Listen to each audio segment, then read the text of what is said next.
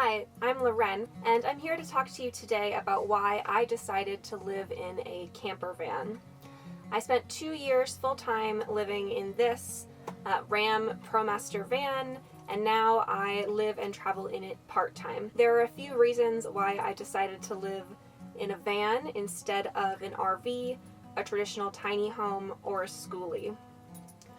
One of the main reasons was just logistics. I had originally looked at building out a tiny home on a trailer and then pulling that behind a truck, and it just was actually more cost effective because I didn't own a vehicle, any vehicle at all, and definitely not a vehicle with tow capacity.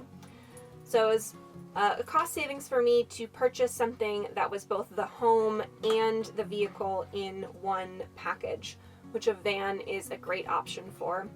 You need a pretty decent tow vehicle to trailer a tiny home, as they are obviously quite heavy because you have not only the trailer that your home is built on, but the weight of your home and all of your contents. Another determination for me was just what I was comfortable driving. So I am in a 159 wheelbase ProMaster, which means it's about 19.5 feet long, and I don't think I would have personally been comfortable driving anything bigger than this. It fits in a standard parking space, which means that I can still parallel park it in a city or park in really any parking lot that I want to. It didn't require me to learn how to drive anything other than just being in a vehicle that was taller than what I was used to. This isn't diesel and it is not stick shift, so really nothing additional needed in terms of driving skills. Another reason why a camper van was a good option for me is because I live alone, just myself and my small dog. So 72 square feet was more than enough for me to live comfortably, even while I was working full-time from the vehicle, traveling, cooking, entertaining. It is a really versatile space if you are single or a couple or possibly a person with a baby or very small child. If you have a family, you would definitely, I think, want to consider a traditional RV or a schoolie of some size so that you have more space.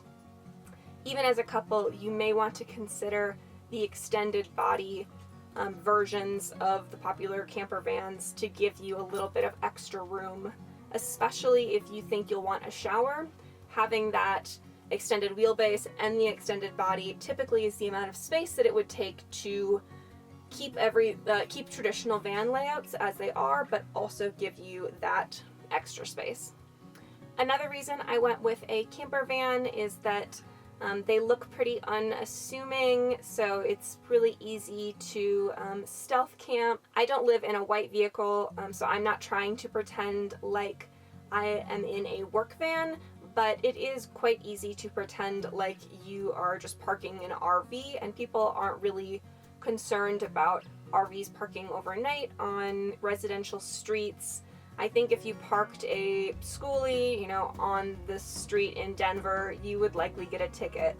And I can definitely get away with stealth camping for one night in any given spot in a van. Deciding to go with a camper van conversion versus a traditional RV partially is a cost consideration. Many new RVs are in the hundreds of thousands of dollars, and I was unwilling or uninterested in purchasing an older RV that required a full renovation and a lot of vehicle maintenance, as I did not have any prior mechanical knowledge and really was ready to get on the road.